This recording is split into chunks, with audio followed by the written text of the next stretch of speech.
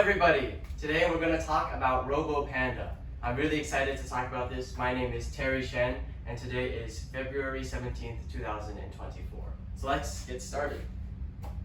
Okay, so the reason why we're working on Robo Panda and why we want to make this a reality is because we think it has the potential to change many things about not only this industry, but industries across America.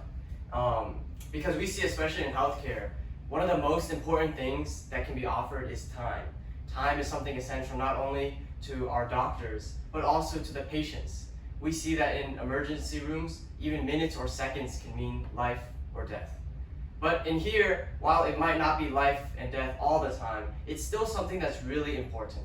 And that's why we see that Robo Panda can serve as an important starting stone so that we can alleviate some of the pressures on administrators, as well as make it easier for our doctors and healthcare workers to spend time in actually treating the patients, something that is really important. So that's why we created Robo Panda, which we hope will solve many of the administrative tasks and make it easier on our doctors. So we plan to use Robo Panda to help automate the process, making things like check-in, as well as making sure the basic information is correct and collected, as well as departure. So we hope to streamline all these processes through Robo Panda. Also, it's going to be a cost-saving device, since instead of having to train multiple people and have different things going on, Robo Panda can hopefully solve all of that with just one robot. So now that we know the context, here are the main goals and procedures for our invention. So firstly, it's going to welcome patients upon arrival. It's going to be the greeter, say hello, as well as ask a few questions to make sure that all things are in order. It's going to gather as well as organize the patient information and health history, making sure that when the patient goes into the doctor's office, that the doctor already knows everything it needs to about the patient so it can get started right away. Also, it's going to help Dr. Xiongs know when patients arrive. So she won't have to be constantly checking or waiting for someone to tell her, but she'll receive a message, a notification, or an alarm saying that there's someone waiting outside and she can be ready. Furthermore, we can also guide the patients to their rooms. So we don't need someone saying go to this room and walking them, but the robot can do all of that. And that hopefully will be very helpful and cool for the patient experience. And also we're going to help them check out after their treatment, so also to make that last step streamlined. Alright, so we have 3 phases for this. The first phase is designing as well as coding, making sure that the basic things are in order. And we're pretty much past that, because we're in phase 2. And phase 2 is essentially phase 1, but at a more advanced level. We're going to use more advanced tools, more advanced coding, just to make everything more high level. So for example, we switched the wheels to mechanical wheels to make sure that the wheels will run better, and it offers a better solution to some of the problems we were facing. Furthermore, we're going to keep on designing, building, programming, testing the robot to make sure everything is good. And then phase 3 will be the final step, which is where we take everything that we built and use it inside of Dr. Xiongs' office. That'll be the time when we finally, take all the measurements into account and make sure that the robot won't get hit by anything. It'll go from place A to place B without any issues in the actual setting, as opposed to in a testing environment. Alright, so this is phase 1. This is, if you look closely, a bit different from this robot, although the base is relatively similar. It's what we started with and what we're going to keep on building upon. So this is the chassis. It's essentially a technical term for what the robot base is. We currently have one control hub, which is this. It's the brain of the robot. It's what we tell the robot to, it's how we tell it to move forward, how we tell it to sense things. It's basically the brain, and it's one of the most important parts of the robot. Alright, we also have 2 big motors as well as 6 gearboxes to reduce the wheel speed. So this was on our first prototype, and the 2 big motors served as the legs. So the brain will tell the legs what to do, where to go, and it will turn the wheels. And these gearboxes are to help slow down the wheel speed. Since if you use gears, you can have different ratios so that it can slow down or even speed up the robot wheel. And we decided to slow it down because we don't need this robot going 20 miles per hour down the hallway. We need it to go slowly and steadily, especially for patients who might need to catch up to the robot. Alright, so we had 6 wheels in total. Currently, if you see, we have 4 wheels. Now, the 6 wheels were our first design, and we changed to 4 wheels because we saw that there could be some improvements. So we have 4 grip wheels as well as 2 omni wheels, and I actually have a few to demonstrate here. So these are the grip wheels, and this is the omni wheel. And what's really cool about the omni wheel is that not only does it rotate like a regular wheel, but it also has these little cylinders that are perpendicular to the wheel, so that besides going forward, you can also turn like this. Whereas this, you aren't able to turn because the friction will stop it and it'll start to skid as you turn. So the reason we used omni wheels at first was to be able to turn. However, the negative was that when you turn, you would have to walk like that because you aren't able to turn in your spot.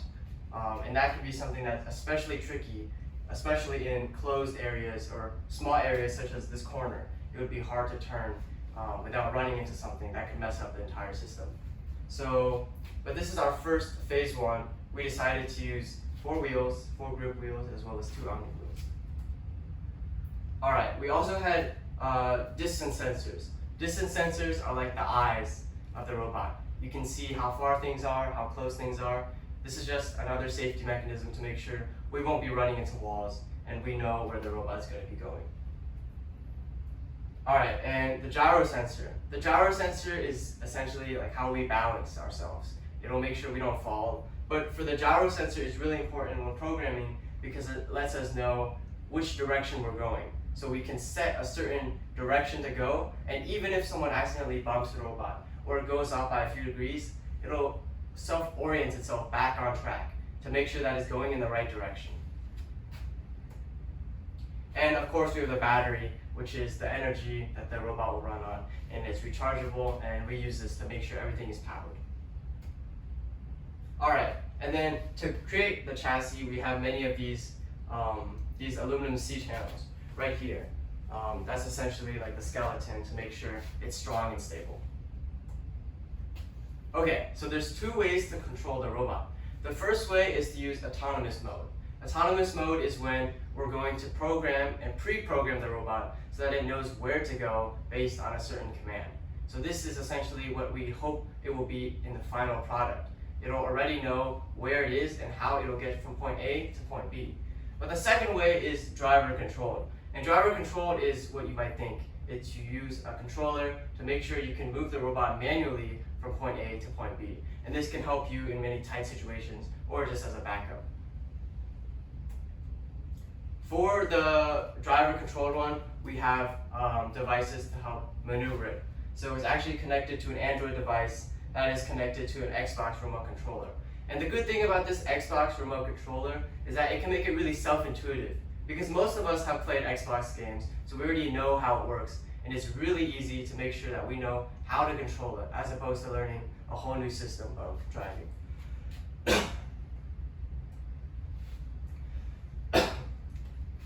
The robot emits a Wi-Fi, so it's actually not connected to the Wi-Fi we have here at the clinic, but it creates its own Wi-Fi that our computers that we program on or the controller that we use, they're all connected to that Wi-Fi. So that's actually just a really cool fun fact about this robot. It's not connected to internet, of course, but it is a way for us to connect and speak to the robot. All right, so for software and functionality, we've made it be able to go forward, backwards, turn left, turn right, and these are all really important, obviously, from getting from one place to another. Just to recap, the distance sensors can ensure that you won't be running into everything and it'll know where it is. The gyro sensor, once again, tells you what angle you're going at to make sure you won't go off course, even if you get hit by something, since it'll know how to get back to that golden angle that you programmed it to go at. And then finally, patients can check in or exit because this robot will help facilitate all of that. So that's phase 1. But phase 2 is what we're currently at, and it's pretty exciting. So as you can see, it's a little bit different from phase 1, and this is phase 2 currently. It's taller, first of all, but it also has different wheels. And these wheels are something really fascinating. Okay, so before the upgrade, just to clarify, once again, we had 2 of these Omni wheels, as well as 4 grip wheels. And although this was good, the challenge, once again, was that it posed an issue for turning, because turning was often a big issue we found in our testing stage. So by upgrading to the mechano wheels, which are these, it creates a really good solution. Because not only can it go in tight areas like corridors, but it can do two very important things. The first of which is turning in place. So this was something that these wheels couldn't do before. I mean, it was very hard to, and it could get lopsided all the time.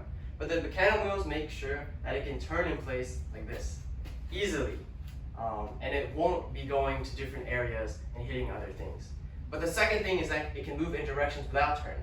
So we all know crabs like to move sideways, but they can't move forward easily.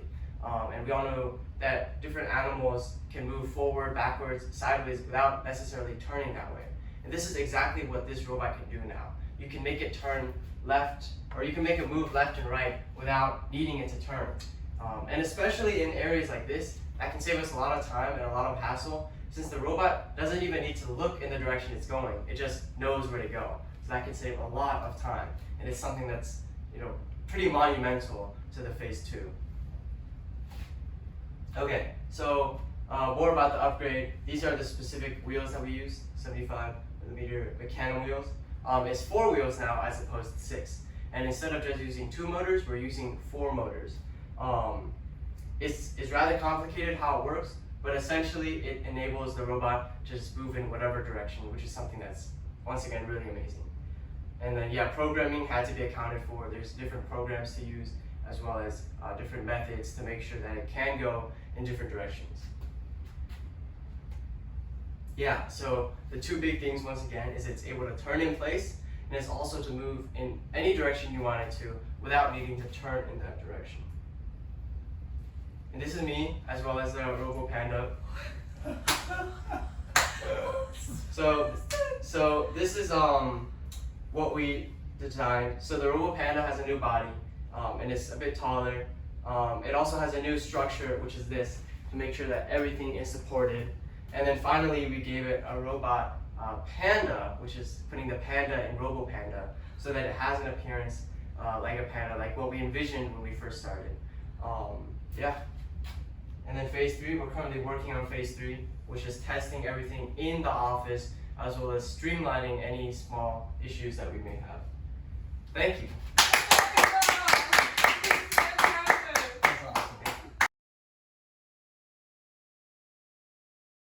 Example of all the different directions and things that the Robo Panda can do. So right now it's just going forward.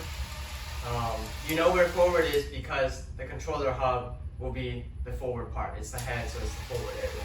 So like, you see how it's moving directly left? Wow. Which is like amazing, since you don't even have to turn it. You can just go directly left. That's pretty good. That's pretty incredible. Now it's going backwards. And so you can just already envision all the different possibilities that we can have. And this is turning in place.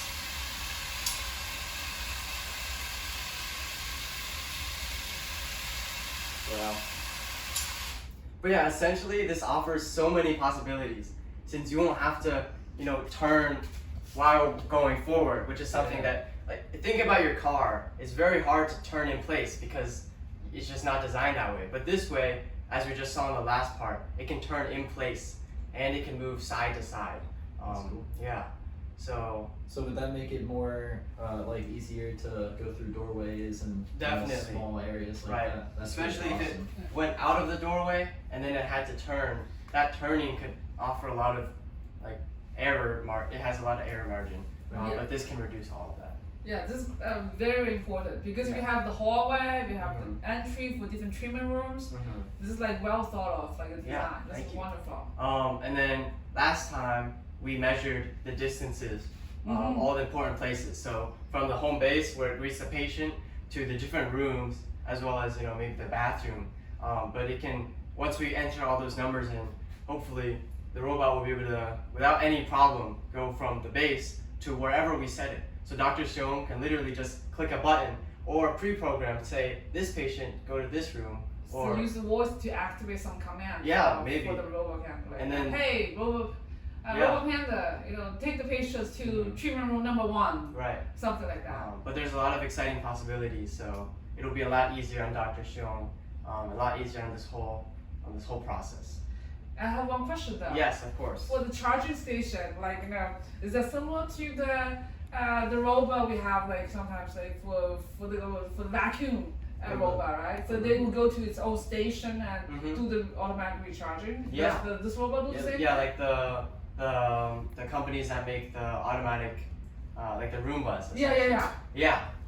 So we'll have a home base out in the lobby or wherever you would like. So they'll go to the home base and automatically do the recharging. So automatically recharging, it'll be something we have to work on. Oh, okay. Because currently we still have to plug it in. Oh, okay. But still, it'll be a lot easier. Potential. It is Yes, potential yes. improvement. And there's a lot of exciting room that I can already see for improvement. So I'm looking forward to doing that. Hell yeah. Yeah. So for example, for the current like battery for the 1 volt of charge, does that allow the robot to function like for how long before the next recharging? That is something I have to double check. But it won't go out in a few minutes or a few hours. It should last, yeah. I'm assuming like if the battery itself is like long enough for the robot, for example, to finish a whole day of work, then just like plug in for the evening. That's like no big deal. Definitely. For the time being, it's even before we figure out the wireless like recharging function, it's already gonna be good enough to put it into production and start working in the clinic as a true employee. Yeah. Yeah. How long does this battery life last for current functionality? So that is something I have to double check later. I'm not. Do you know a ballpark? Any kind of ballpark? Ballpark. I don't have the number off the top of my head. Okay. But that's okay. We can wait for phase 3. This is already great. Thank you. Improvement And also if progress. I may, I'd like to show how the data will be collected at the beginning. So obviously, an important part of any clinic or healthcare related industry needs information. Information is king, especially when it comes to making very important decisions in people's health. And I know you guys graciously sent me some information that you all would like to receive before a patient comes in for treatment.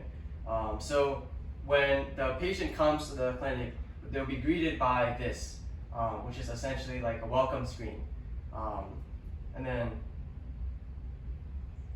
I'll turn the sound up, but essentially it's a greeting that I made.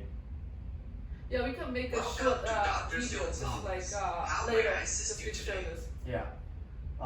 But it's pretty self-explanatory. It's easy to use, so people won't be confused. You just click it once, and then it tells you new patient or returning patient. And then if they click on new patient, for example, it'll bring them to all the patient information that they need to enter. So they go to next, and then here's everything that they need to enter. Oh my god!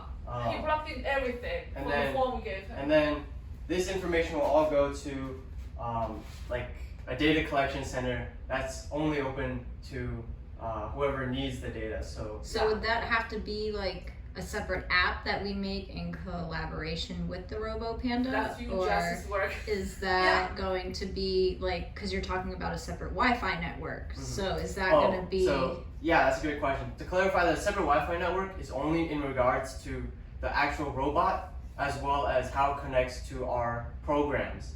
This is completely separate. It's just going to be attached onto the robot, but it's going to be, this is just a regular... This can connect to the clinic Wi-Fi and then be able to upload the data. You could even send that form like via email to a patient. Yes. So that they don't So have to you actually can generate like even a PDF file, then Mhm. send it to the printer, and then print out the new patient form directly. Yep. And that will be streamline a lot of the process. Right, It's there's like crazy. A lot of different ways. In fact, if I go here, whoever has access the medical, this is just how we're doing it right now, but it opens to like a data set with all the different entries that they made. Perfect. So it's easy for you all. It's easier on you all to collect. And I data. love that you put in, how did you hear about us? And it's either social media, website, book assessment. Wonderful. Yeah. So Fantastic. this will seamlessly integrate into the AI projects we have here. Like we want to streamline all of the procedures and also try to make some analyze of data, right? Interactive elements. Yeah.